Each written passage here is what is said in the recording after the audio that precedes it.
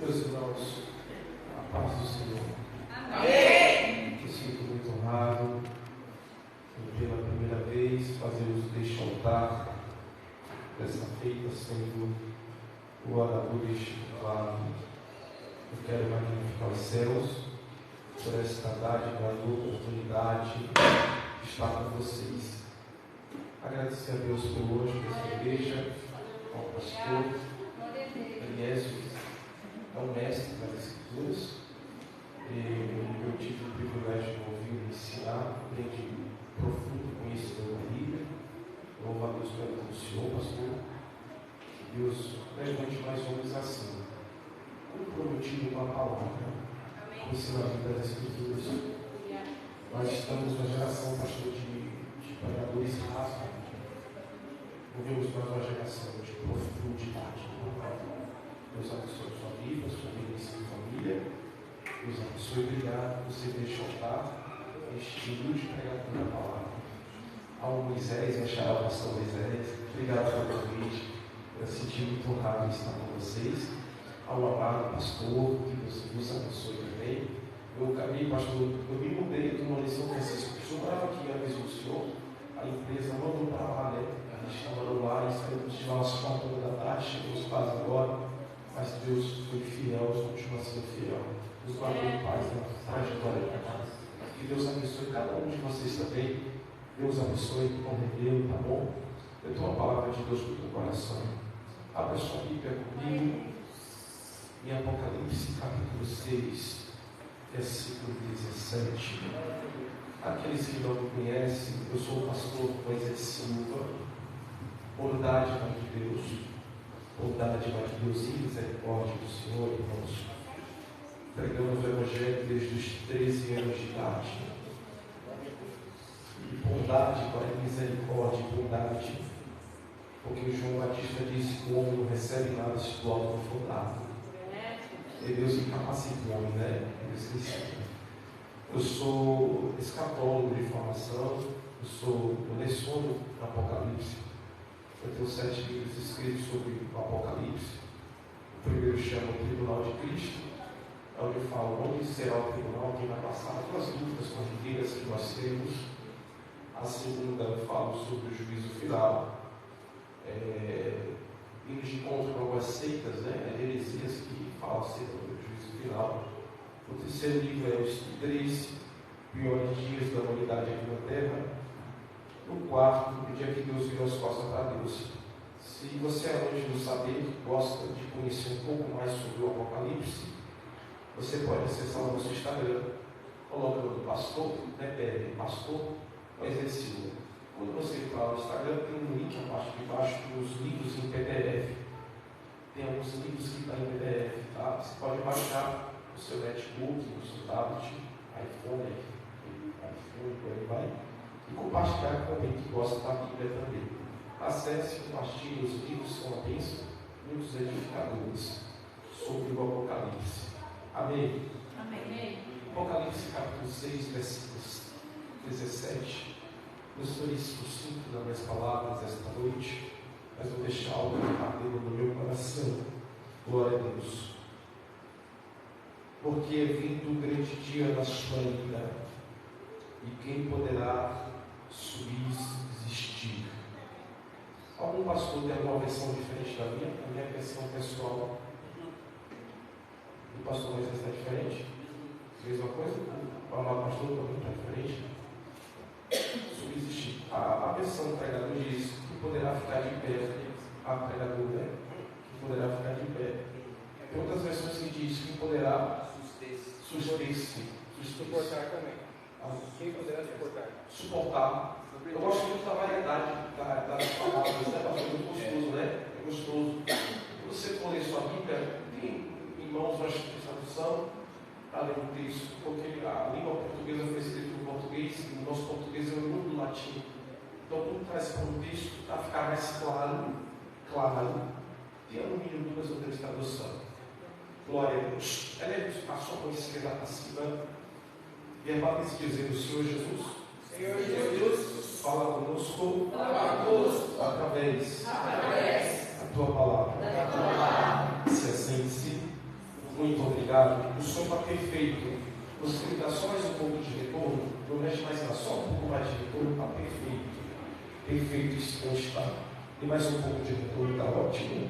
Meus irmãos, estamos em uma campanha sobre sobre esse tema, os céus me acendeu o coração. Eu quero pregar um pouco, falar sobre vocês, sobre o poder da palavra de Deus.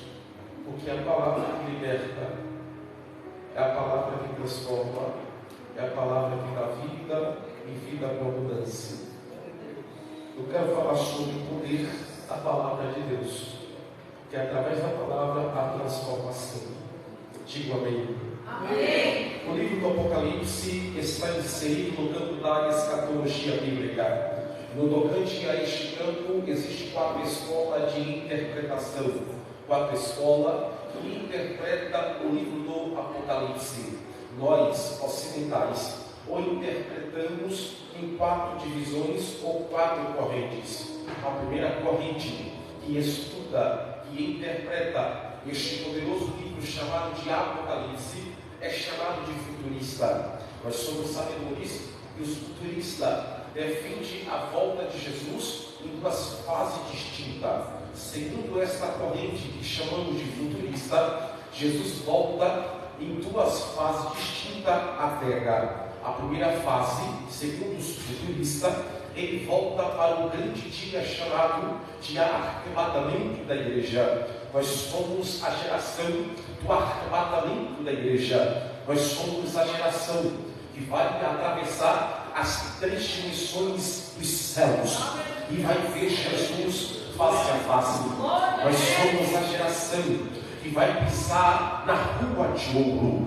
Nós somos a geração que vai ver Elias dando um abraço em Paulo, conhecer Moisés, aleluia, conhecer os céus, sem sombra de dúvidas. Nós somos a geração que vai olhar para a terra e dizer: valeu a pena ser fiel, servir, oh glória. Nós somos a geração chamada do arrebatamento da igreja. E olha que interessante, eu sei que o carro é bom, mas o carro vai ficar. Eu sei que a casa é boa, mas a casa vai ficar. Eu sei que a empresa é muito boa, mas a empresa também há de ficar. Mas nós vamos de ser arrebatados ao terceiro céu com Jesus nos olhos. Meu Deus, glória. Muita gente já não prega sobre este evangelho por aí, já prega mais sobre chave de carro. É tanta chave de carro que as concessionárias estão vazias. Mas eu louvo aos céus, porque ainda tem um povo remanescente que ama e zela sobre a sã doutrina das Escrituras e espera o noivo retornar aqui na terra. E deixa eu ver se esta geração aqui está esperando Jesus na terra. Olha, Paulo escrevendo a sua carta, 1 Coríntios capítulo 15, verso 56, e Paulo diz assim: e arrebatamento da igreja será num abrir e piscar de olhos. Note que o apóstolo Paulo fazendo uma analogia nesta carta para a igreja de Corinto. Paulo diz que o arrebatamento da igreja vai ser em um abrir e piscar de olhos, e faltaria aqui tempo para estudar acerca do abrir e piscar de olhos. Não obstante, Paulo escreve na sua carta, segundo Tessalonicenses, capítulo 4, 16, 17, 18, Paulo diz assim: e ao surgir da última colheita, primeiros corpos hão de ressuscitar, para depois nós sermos arrebatados. Aleluia! Nós somos a geração do arrebatamento. Você é cidadão do céu e não da terra. João 14:2 está escrito assim: oh glória, aleluia, oh aleluia, aleluia. João 14:2 14, versículo 2, está escrito assim: não se turbe o vosso coração, credes em Deus, credes também em mim. Na casa do meu pai existem muitas moradas, nós somos a geração do arrebatamento. Levante a mão para cima, toque na pessoa do seu lado e diga para ele: eu vou subir. Pergunta para ele se ele vai subir ou vai ficar na terra. Oh, glória! Quem vai subir aqui com Jesus dos ares? Quem vai? Oh, glória! Aleluia! A segunda linha de interpretação que os futuristas interpretam, ele diz que vai acontecer a grande batalha do Armagedon. Você já ouviu falar dessa linda batalha chamada Batalha do Armagedon? Quando João escreve no livro do Apocalipse, revelado por Deus a Jesus ao anjo, o anjo a João, no capítulo 19, João diz assim: e olhando para o céu, eu vi os céus abertos, e o que, João? Olhando para o céu, eu vi um cavalo branco feito de ação na terra. E João escreve sobre esta figura do Apocalipse 19, versículo 10. João diz assim: e sobre este cavalo tinha um cavaleiro, na sua coxa eu pude ver o nome escrito: Rei dos Reis e Senhor dos Senhores. Na sua retaguarda milhões e milhões de anjos, e a igreja também estava com Jesus para aquele grande dia chamado Batalha do Armagedon. Pastor Moisés Silva me explica sobre esta batalha, a qual João descreve no Apocalipse 19. Todos os profetas Velho Testamento falaram acerca desta profecia. Por que não citar o livro de Salmos capítulo 2, quando Davi, sendo usado pelo Espírito Santo, Davi diz assim: ó Jerusalém, Jerusalém, ó grande dia do Senhor, há de vir aqui na terra. Quando o profeta Zacarias, no capítulo 14, versículo 1 ao versículo 2, Zacarias, sendo usado pelo Espírito Santo, ele entrega uma profecia para a nação de Jerusalém. E note que Zacarias é um pouco mais profundo quando ele diz assim: Jerusalém, Jerusalém, eu vejo o quê? Carros, cavalos e cavaleiros lhe cercando. Por que não citar Joel capítulo 2, versículo 1, quando o profeta Joel, sendo usado por Deus, Joel diz: o grande dia do Senhor há de vir aqui na terra. Jeremias 27, Jeremias diz assim: e tu, Jerusalém, terra que maltrata os teus profetas, o grande dia do Senhor há de vir aqui na terra. Ezequiel 37:38 faz analogia a esse grande dia. Ezequiel diz: a batalha de Gog e Magog. Note que todos os velhos profetas do Velho Testamento faz menção acerca do grande dia do Senhor. E alguém me pergunta: pastor, que grande dia é esse? Eu vou te explicar. Quando Paulo, sendo usado pelo Espírito Santo, carta aos Colossenses, capítulo 2, versículo 3, Paulo diz assim: quando Jesus pisar aqui na terra, ao abrir a sua boca, ele vai soprar, e pelo sopro de Jesus ele vai destruir o anticristo. E alguém me perguntou: pastor, por que Jesus vai destruir o anticristo pelo sopro da sua boca? Eu vou te explicar. A Bíblia explica. A Bíblia não precisa inventar nada, não precisa procurar nada. A Bíblia explica a Bíblia. Você lembra quando Moisés escreveu o Pentateuco, livro do Gênesis capítulo 3, A Bíblia diz que Deus criou o homem, lembra disso? Da terra. Olha para cá. Paulo explica a criação de Deus sobre a teologia chamada de tricotomia. O homem divide-se em três partes: corpo, quando o homem morre, a matéria volta para a terra. Alma, quando a alma do homem ela morre, Deus o julgará. Se o seu nome estiver escrito no livro da vida, há de morar no céu. Se o seu nome não estiver no livro da vida, será condenado pelo nosso Senhor Jesus. E o fôlego de vida passou: corpo, alma e espírito. O espírito volta para o Criador. Lembra quando Deus estava criando o homem do pó? Quando Deus acabou o boneco, ele sopra na sua narina do boneco. Deus criou o homem. Deus criou o homem. Deus criou o homem. Deus criou o homem.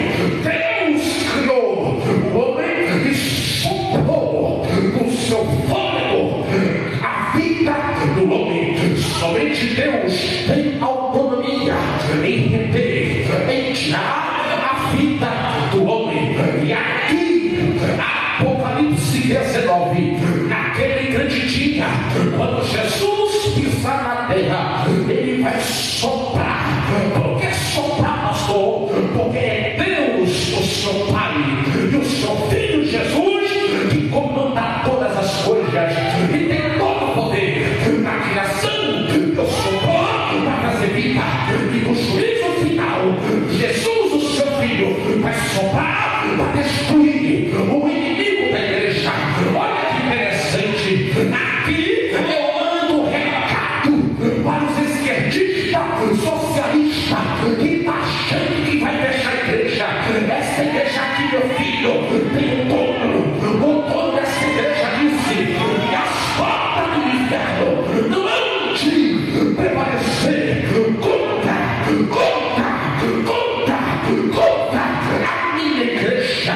Você lembra de Saulo, Atos capítulo 9, quando Saulo estava a caminho de Damasco, pensando que ia acabar com a igreja de Cristo. O dono dela lhe interrompe e diz: Saulo, Saulo, por que me persegue? Esta igreja aqui é do Senhor Jesus Cristo. E eu te digo mais: enquanto a igreja estiver na terra, Satanás, César, Augusto, Herodes, homem algum pode deter a marcha da igreja aqui na terra. Não é não para, ninguém paralisa, porque as portas do inferno não vão te prevalecer contra a igreja de Cristo.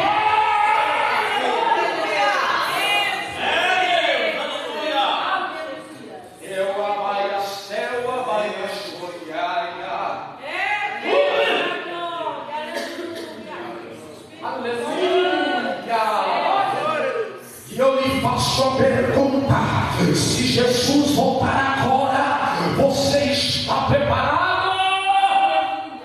É Deus da glória. Aleluia! Glória a Deus. Aleluia!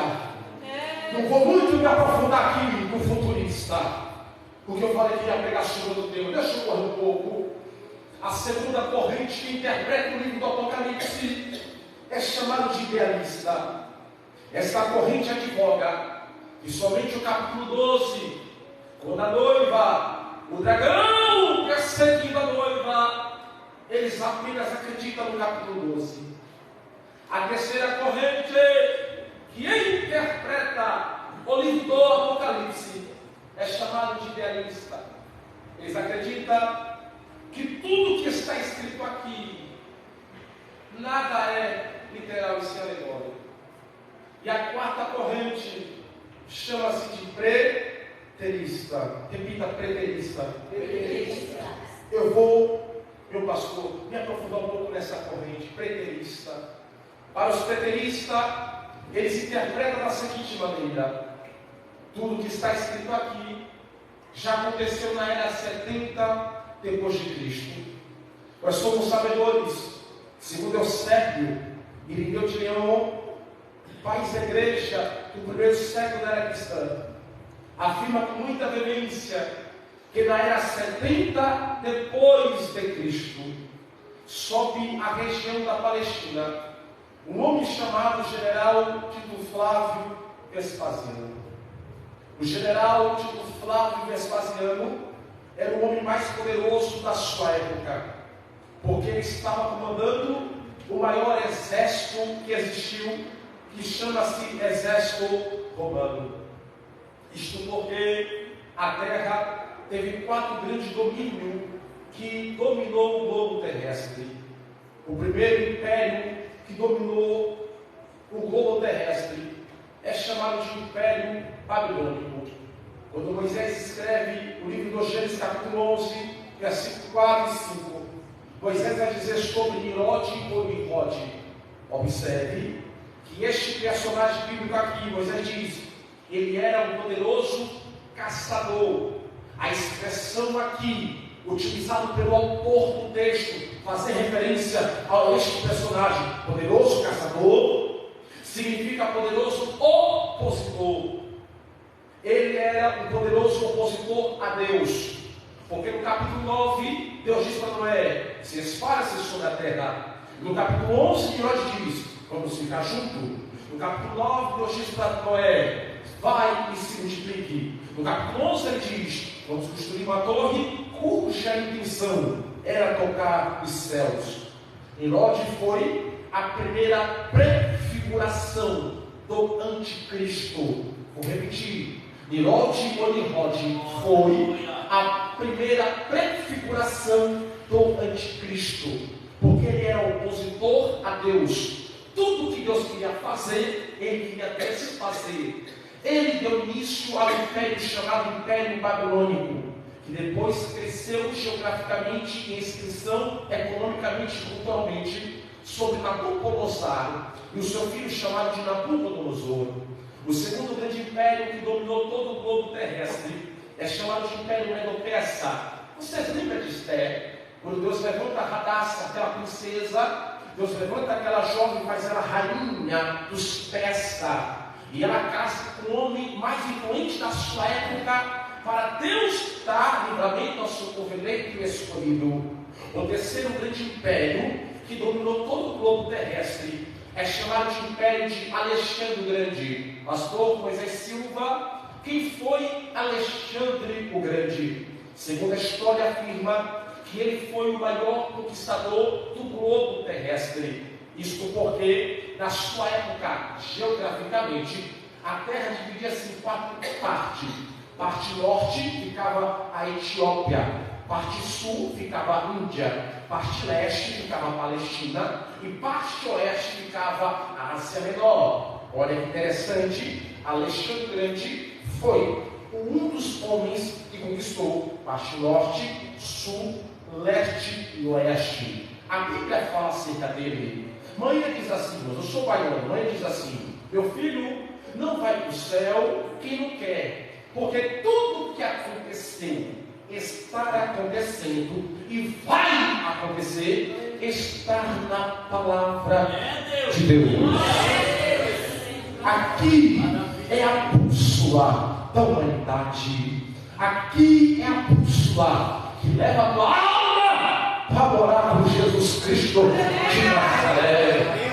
Quando Daniel estava preso em Babilônia, vocês lembram desse texto? Daniel capítulo 2, versículo 3. Lembra que Nabucodonosor teve um sonho e ele chama os feiticeiros, encantadores, para lhe trazer a interpretação.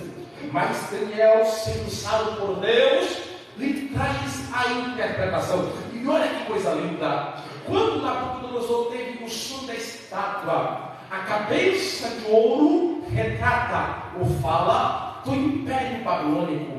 O peito e o braço fala de 2 impérios, Medo e o Persa. E a barriga de bronze, Daniel, sendo usado pelo Espírito Santo, estava fazendo menção sobre Alexandre o Grande. E ele diz, e os pés de ferro fala do Império Romano. Quando nós lemos a Bíblia, os 4 evangelhos sinóticos, a sabermos, Mateus, Marcos, Lucas e João, nós vamos perceber, no período que Jesus exerceu o seu ministério, no período que Jesus veio aqui na terra, o Império Romano, segundo o que Daniel havia falado, que significa os pés de ferro, estava em evidência, estava controlando, estava dominando. O Império Romano era o senhor do mundo, ou seja, comandava, controlava, fazia tudo.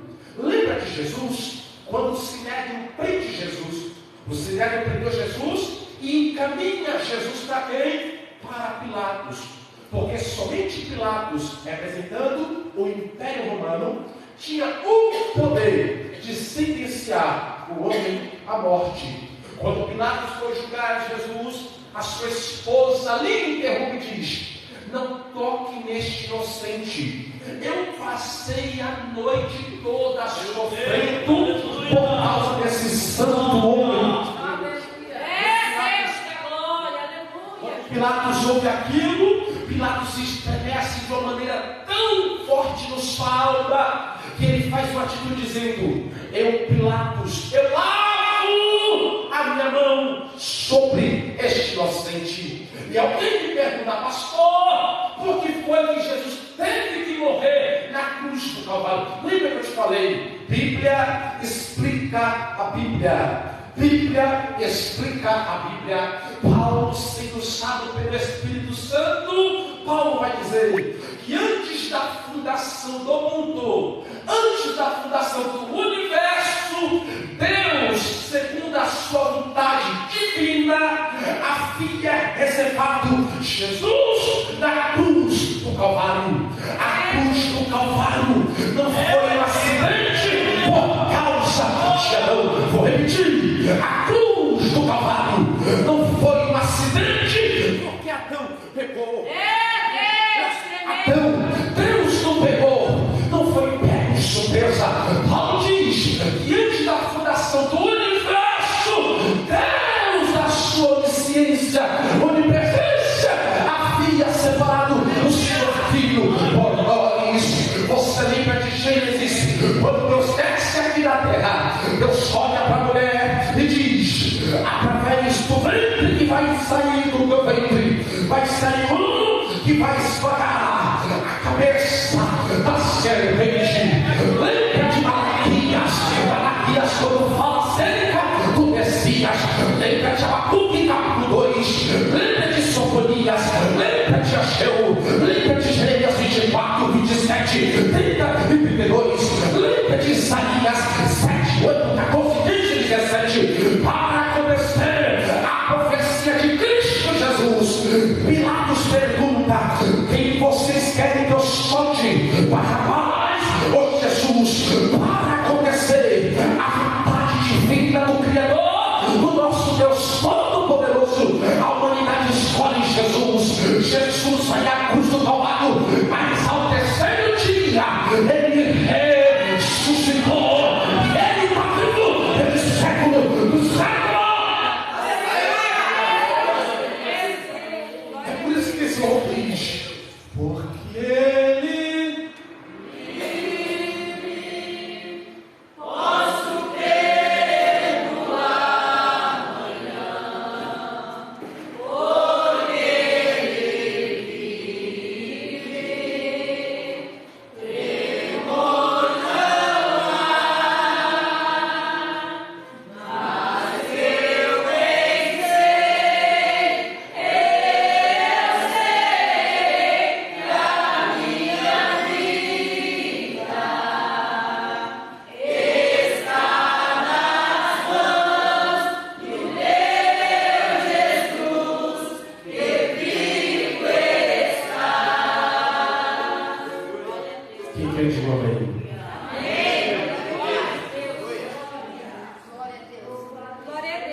geopoliticamente até está sendo dominado pelo Império Romano, que é a profecia de Daniel capítulo 2, versículo 6, que as terras de olha para mim, é nesse contexto aqui que o Império Romano sobe a região da Palestina no ano 70 depois de Cristo. Que ano? 70. Note esse ano. Olha como a Bíblia é linda. Irmãos, meu pastor, sou honesto nas Escrituras, a Bíblia é muito linda. Cada dia que a gente estuda, a gente fica apaixonado por ela, porque tudo que está escrito aconteceu e a gente vê acontecendo. Olha como a Bíblia é linda, irmãos. Que ano que eu falei? Você vai entender já já. Nesse ano, todo o apogeu material bélico sobe a esta região. A região da Palestina existia uma cidade chamada de Jerusalém. Esse exército cercou a cidade de Jerusalém. Que ano? 70. Que ano? 70. Não esquece. Cercou Jerusalém esse ano. Dentro de Jerusalém existia uma das 7 maravilhas do Ocidente, que era chamada dos templos dos judeus. O Talmud judaico, que é o livro judeu, diz que esse templo foi reconstruído por Herodes o Grande. Ele tinha 40 metros de altura. Ao derredor, tinha 12 portas banhadas de ouro. Do lado de fora do templo, existia ele colocou mármore branco, da cor branca. O Talmud diz que quando o sol chegava entre meio-dia até as 4 da tarde, o sol estava no seu pico elevado, o sol batia no templo e o mármore branco refletia a luz solar da estrada de Jerusalém. Quando os viajantes e peregrinos passavam em frente à cidade de Jerusalém, olhavam para cima e aquela luz solar, aquele brilho bonito, refletia para eles. E os viajantes e peregrinos diziam: ali está a cidade de Davi. Ali está a cidade cristã. Mas vale ressaltar que o templo de Jerusalém, ele ficava geograficamente localizado em cima de uma colina ou em cima de uma montanha. Isso mesmo, na época. Ficava em cima de uma colina ou em cima de uma montanha. Por 47 vezes Davi vai utilizar a expressão e subindo lá, e subindo lá, e subindo lá, cidade de Jerusalém. Vocês nunca vão ver Davi dizendo descendo para a cidade de Jerusalém, não. E subindo lá, cidade de Jerusalém. Porque quando os judeus iam para a festa de Pentecoste, pois asno e tabernáculos, eles iam subindo e cantando o cântico de Sião. É por isso que Davi, no Salmo 73, fala sobre o cântico de degraus, porque eles iam subindo e cantando e adorando ao nosso Deus, o Criador. Dentro de Jerusalém existia esse templo aqui. Edir Macedo, o bispo Edir Macedo, fez a réplica de Salomão, coisa mais linda, certo? Dentro de Jerusalém existia esse templo aqui. Que ano foi que eu falei? Que ano foi? Neste ano, sobe esta região o general Tito Flávio Vespasiano, que foi profetizado por Daniel, que representa os pés de... E ele ficou por 47 dias observando aquela cidade. Por quê? Plínio fala assim, Plínio diz assim, o historiador, porque ele tinha um temor muito grande no seu coração, porque ele sabia, se ele invade Jerusalém, se um sinal ou uma autorização divina, Deus ligava ele na hora, porque até hoje, irmão, Jerusalém é protegido por Deus. Jerusalém sempre será protegido por Deus. Invadir Jerusalém, se a permissão do dono dela é morrer. E por 47 dias ele fica observando aquela cidade. Mas dentro de Jerusalém, tinha 2 partidos. O primeiro chamava de fariseu e o segundo chamava de saduceus. E a história diz que houve uma revolta interna. O fariseu aceitou o domínio romano. Já os saduceus não aceitou o domínio romano. Houve uma revolta interna. Houve uma convulsão social. Houve uma briga. Como diz lá na minha Bahia? O pau quebrou, irmãos. Houve briga mesmo. E o que aconteceu? No ano 70 depois de Cristo, quem invade Jerusalém? Os soldados romanos, o general Tito Flávio Vespasiano, que era as pernas de ferro que Daniel havia profetizado. Obrigado, meu pastor. Era quem? As pernas de ferro. Eles invadiam, olha só como a Bíblia. Olha só como a Bíblia vai se encaixando. Olha só como a Bíblia vai se encaixando. É o quebra-cabeça, tudo se encaixa. Ele invade Jerusalém. Quando os soldados romanos olhou para o templo, se lembrou de quê? Da glória, do ouro de Salomão. Que ano foi que eu falei? Que ano foi, igreja? Os soldados romanos invadiram o templo, saqueou o templo, meteu fogo no templo e não ficou pedra sobre pedra. Em que ano? Não ficou pedra sobre pedra. Vocês lembram de Jesus? Quando Jesus entra em Jerusalém, Jesus olha para aquele templo e um dos apóstolos diz assim: mestre, olha quão lindo é este templo aqui, mestre. Olha quão lindo é este templo. Jesus parou, olhou para o templo e diz: em verdade, eu vos digo que aqui não vai ficar pedra sobre pedra. Não vai ficar pedra sobre pedra. Quem sabe, quando alguém ouviu a profecia de Jesus acerca do templo, duvidou da palavra de Jesus, porque o templo era uma estrutura maravilhosa, 40 metros de altura, seria impossível aquele templo ser destruído. Mas a Bíblia diz em Lucas 1,37 que para Deus nada há impossível. Está escrito no livro de Números 23: Deus não é filho do homem para que minta, não do filho do homem para que se arrependa. Porventura diga Deus e não cumpriria. Está escrito, carta aos Hebreus, capítulo 12, que a palavra do Senhor ela é viva, eficaz e poderosa. Carta aos Hebreus, capítulo 1, versículo 3. Deus domina o universo pelo poder da sua palavra. O que Deus fala no céu, a terra lhe obedece. O que Deus fala no céu, os anjos lhe obedecem. O que Deus fala no céu, o inferno lhe obedece. Jeremias capítulo 1, versículo 12. O que tu vês, Jeremias, eu vejo uma vara de amendoeira. Vejo bem, Jeremias, porque é o Senhor estando sobre a minha palavra para cumprir. Isaías 40, versículo 8, está escrito: passarão os céus e a terra, mas a tua palavra não de passar. O livro de Salmos, Davi me diz, 119, 89, que a palavra do Senhor ela é viva e eficaz.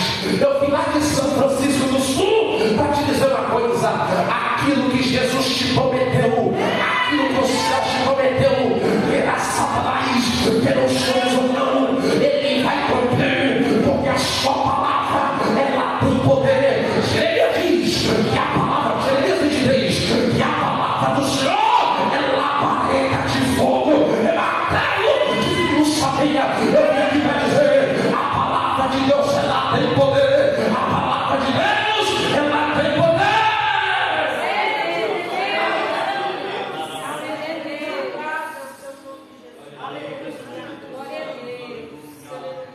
Repita comigo: eu amo a palavra.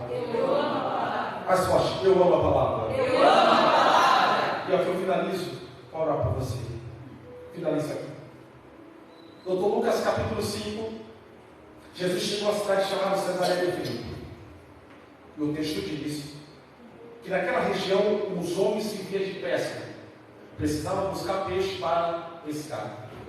Naquela noite Pedro passou a noite toda pescando e nada pescou. E alguém me perguntou para o meu pastor: por que foi que Pedro, pastor Moisés, meus pastores, passou a noite toda pescando? Irmãos, tu acha quem vai deixar sua cama, sua esposa, seu bem-vindo, seu conforto para passar a noite toda, se não estiver precisando?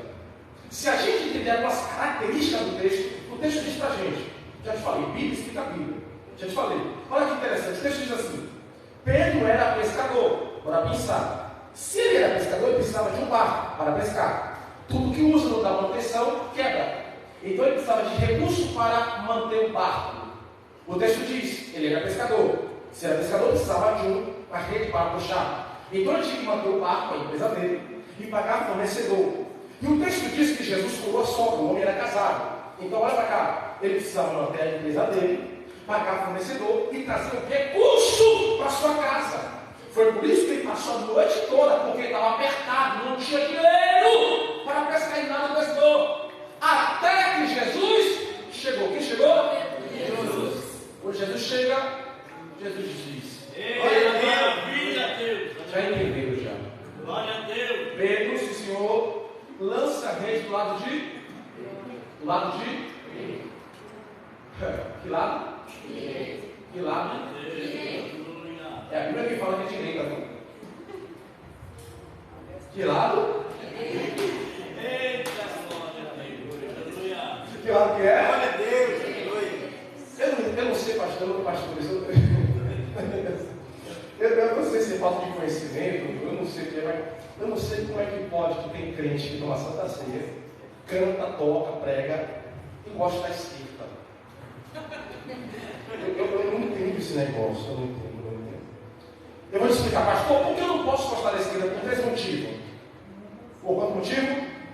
Tem milhões, eu vou falar só 3 para o mundo inteiro. Primeiro, a esquerda tem que liberar as drogas.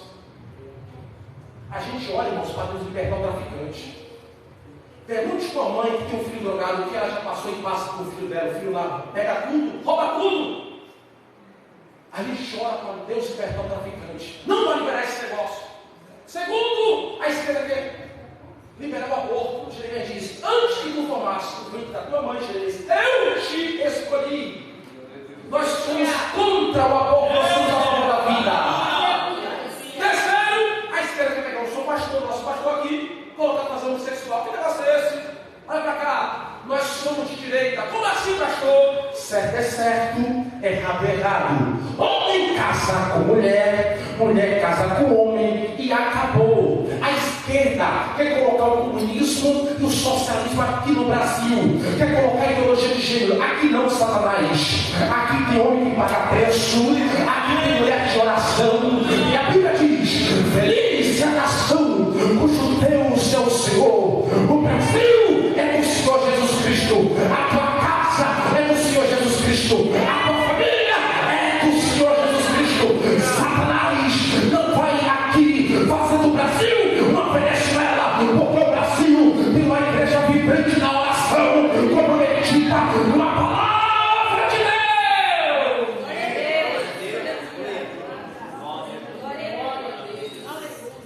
Pastor, me convence a ser de direita. Atos 9. Ananias, Senhor, vai à rua direita. Que rua direita? Tem um homem lá chamado Saulo, mas não é perigoso. Vai lá que ele é escolhido para mim. Atos capítulo 3. Pedro e João, não tenho prata, não tenho ouro, mas que eu te dou. Em nome de Jesus, levanta. Pegou pela mão direita, levanta. Quando Jesus falou na cruz, o ladrão da esquerda zombou, mas a direita pediu misericórdia. E Deus deu misericórdia. Você é conservador, você é pesado, errado, e acabou. Glória a Deus.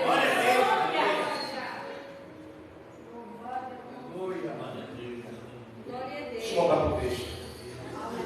Tu já entendeu, né? Diga amém.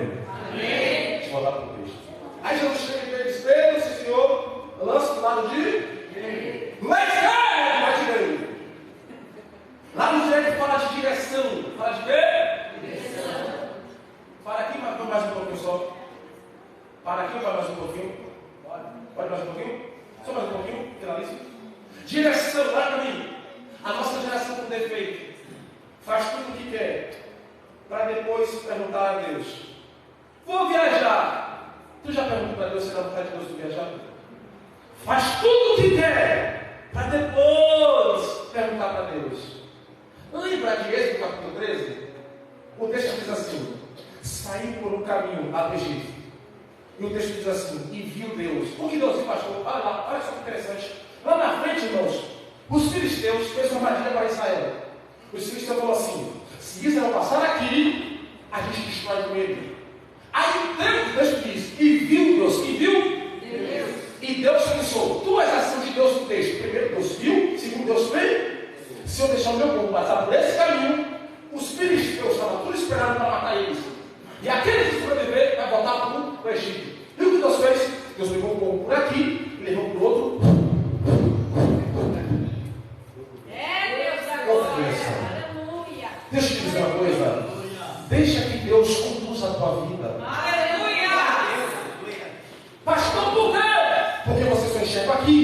Mas Deus já veio. O que te espera lá na? Ele sabe o que é melhor para você. Quando Jesus chegou na frente de Pedro, aqui já olha para você, prometo, eu fico passando vocês com ele. Jesus olha para a frente de Pedro e diz: Pedro, fica aqui embaixo, fica cá, meu charador, mas aí, quem foi que falou que um é o quê? Um é Egito e o outro é o hebreu? Fica aqui. Olha só, Pedro se tirou, aqui é a rede, tá? Lance do lado de não é escravo, pelo amor de Deus, é de vamos destruir com esse. Aqui não, o Brasil é do Senhor Jesus. O Brasil não vai virar Venezuela não. Enquanto o pastor Deus dá saúde, eu vou falar a verdade para o povo. Aleluia.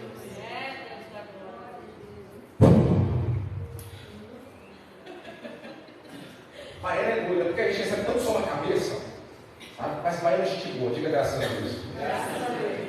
Baiana tem Deus na vida. Aí Jesus fala assim: Pedro, eu pesquei, Jesus, a noite toda e nada pesquei. Eu pesquei aqui. Mas segundo a tua palavra. É para puxar aqui um peixe? Opa! Não é que tem peixe mesmo? Fulano me ajuda. A Bíblia fala isso. Tem que chamar ajuda. Vem cá, pastor Moisés. Me ajuda aqui a puxar essa rede, está pesado. Tem peixe aí, pastor Moisés? O homem tem poder. É poderoso. Então bora puxar esse peixe para a igreja. Bora que hoje tem milagre para eles. Bora. Vem cá, vem puxar. Fica de pé comigo, fica. Aleluia. Eu vim aqui para te dizer uma coisa. Jesus tem poder na sua palavra. E aquilo que ele te prometeu,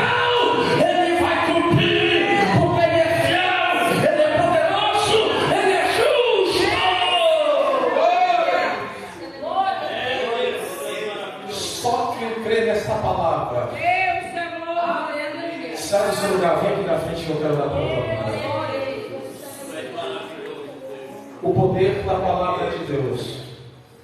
Aonde chega a palavra tem vida. Aonde chega a palavra tem cura.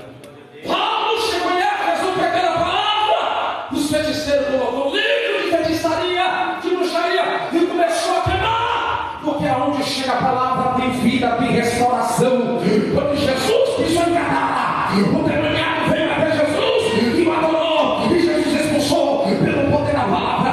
Quando Jesus estava no deserto, Jesus disse para Satanás: está escrito, está escrito, está escrito, está escrito, está escrito. Pelo poder da palavra eu profetizo a tua vitória. Pelo poder da palavra eu profetizo as portas abertas.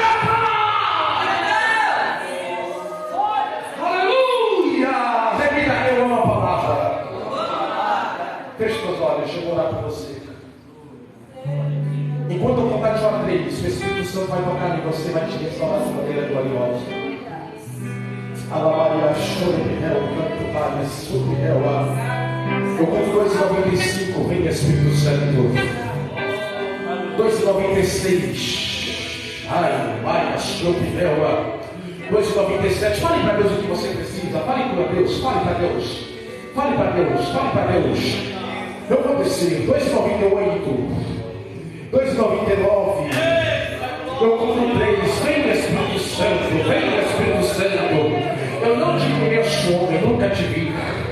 Mas Deus trouxe vocês esta noite para dizer: eu estou guardando vocês debaixo das minhas asas. Estou cobrindo a tua família, a tua casa debaixo do meu poder. Eu vi uma fúria de Satanás muito grande para destruir vocês. Eu vi uma serpente tentando entrar nesse negócio aqui. Mas eu vejo uma espada de fogo descendo na terra para guardar e proteger a vida de vocês. Deus nos trouxe aqui para lhe dizer: Ele é grande, Ele tem poder, Ele faz, Ele opera, Ele é o mesmo ontem, hoje e eternamente. Porque grande é o propósito da tua vida. Homem, eu vejo você com a gravata vermelha e com a blusa branca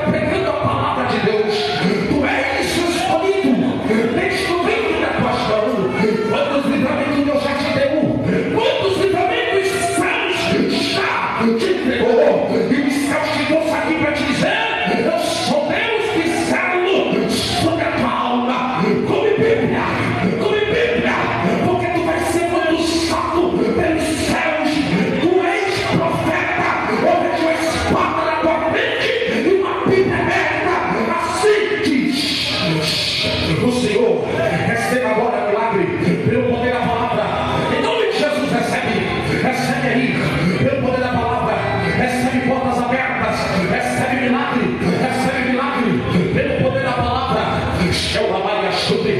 Olha aí, eu vejo um grande projeto, um grande propósito. Tu és profeta para esta geração. Através da tua vida, muitos jovens aceitarão Jesus como Salvador. Deus, esta noite te entrega um projeto novo para levar das vidas para o Senhor. Eu vejo um canal no YouTube, eu vejo um projeto nascendo, uma estratégia que os céus te entregam para ganhar vidas para o Senhor. Recebe revestimento, recebe poder. Seja cheio. Eu vejo uma grande porta se abrindo para ti. Uma grande porta vai se abrir para ti. E através dessa porta, as outras portas vão se abrir. Olha aí. Seja cheio. Selva. Em nome de Jesus. Seja cheio agora. Recebe teu milagre. Portas abertas. Eu vejo o papel na caneta. O céu está dizendo: eu estou te dando vitória essa noite. Recebe aí. Seja abençoado a glória de Deus Pai. Em nome de Jesus. Recebe.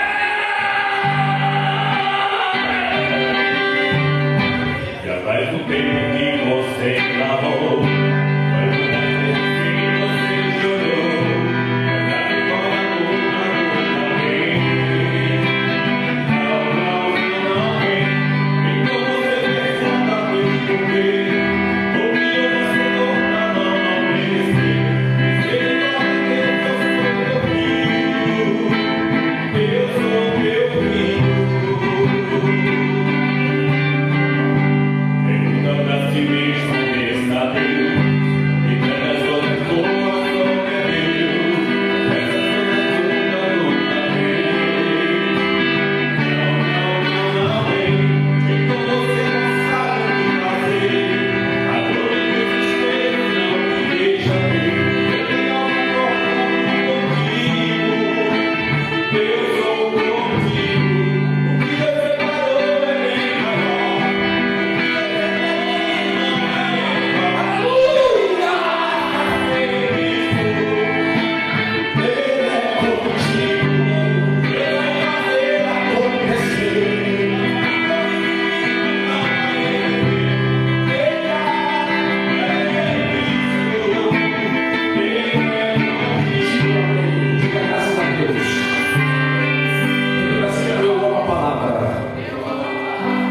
Amém?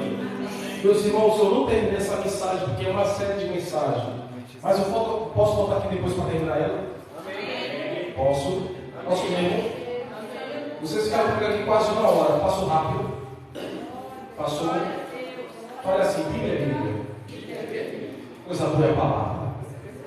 Você assistiu um minutinho, passa para o nosso pastor. Glória a Deus, eu quero agradecer ao nosso pastor, ao pastor Moisés, pelo convite, aos pastores, aqui em Soltar. Você assiste um minutinho? Meus irmãos, ali fora, está aí com o nosso material. Eu tenho alguns livros que eu falei para vocês, né? Mas os livros acabou. Eu estou com revista para criança. São revistas evangélicas, temas evangélicos e bíblicos, tá?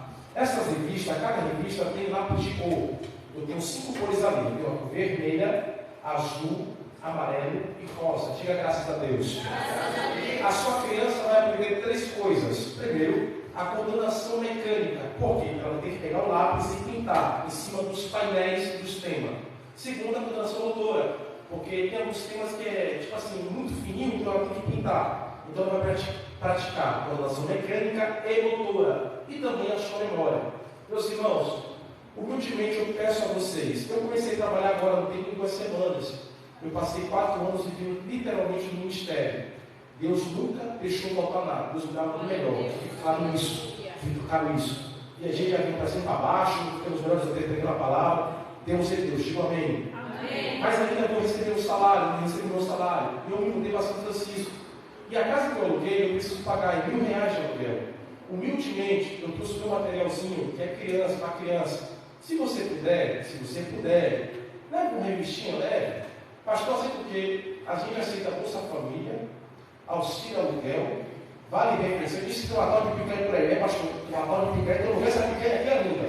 Mas se alguém tiver essa picanha por ali, envolvendo o federal disciplina, não sei. Você passa ali e dá uma picanha ali, tá bom? Diga graças a Deus. Graças a Deus. Foi entender, diga amém. Tem uma maquininha ali também que divide 40 vezes justa, chega a está bem baratinho. Ai, pastor, eu não tenho criança. Mas não tenho, pastor, eu não tenho criança não, mas para te abençoar, vou levar 5, diga graças a Deus. Graças a Deus. Não, bichinho, irmão, você é uma que você abençoar o nome de Deus, porque lá de São Francisco do Sul, de longe, nessa BR perigosa, Deus mudou livramento, a carreta quase pegava, enfim. Abençoa o nome de Deus. Como Deus quando chegar em casa, minha esposa é linda, pastor, uma linda brava. A mulher gosta só de peixe e gosta de vinho de reis. Vou chegar em casa e ficar o peixe dela. Amor, tá aqui um peixe de peixe tá aqui. Gostaria, ela gosta de açaí, né? Mas é aquele açaí de somente, não, isso é natural, sabe? Eles gostam muito de açaí e de peixe. Diga graças a Deus. Ajuda o de Deus, levar o peixe para casa, para a Índia ficar tranquila. Diga amém. Fique de pé para receber o nosso pastor. Da honra que tem o nosso pastor. Glória a Deus. Aleluia. Quantos podem dizer amém? Que palavra maravilhosa, né? Como Deus fala conosco. Quantos querem ser o Senhor aqui de volta? Digo amém? Amém! Aula de escatologia, aula de bibliologia, de história. Como é gostoso a gente ouvir uma palavra como essa, né? Ele traz de Bíblia, ele traz conhecimento que enriquece. Como é bom, dá até vontade de a gente ler a Bíblia, né? Glória a Deus. Tem gente que só lê a Bíblia na igreja. E hoje ele deu só um versículo. Então você que não é acostumado a ler, ele deu só um versículo e cumpriu-se aquela palavra de ontem. Lembrando? Um versículo e Deus começa a destrinchar assim de uma tal maneira a ponto da gente sair daqui tudo fortalecido e não precisa ir lá na esquina, lá do outro lado, procurando se alimentar, porque a gente já vai sair daqui alimentado. É isso? Amém, irmãos? Amém. Queridos, só me resta agradecer em nome de Jesus. Muito obrigado ao pastor Moisés Silva, que Deus continue abençoando grandemente sua vida, sua família, ministério, e essa porta vai estar sempre aberta, né? Vamos marcar aí novas agendas aí o nosso irmão está pregando aqui. Amém, irmãos? Amém. Levante sua mão. Que o grande amor de Deus, nosso Pai, a graça do nosso Senhor e Salvador Jesus Cristo, seu Filho, e as doces comunhão e consolação do Espírito Santo, seja com toda a igreja. Digamos todos. Amém. Se Deus é por nós, quem será contra nós? Ninguém. Vamos lá. Adeus, Aguilés. Uma igreja com propósito. Pronto. Deus abençoe. Eu até falei assim, é capaz de derrubar até a live, né? E quando fala assim,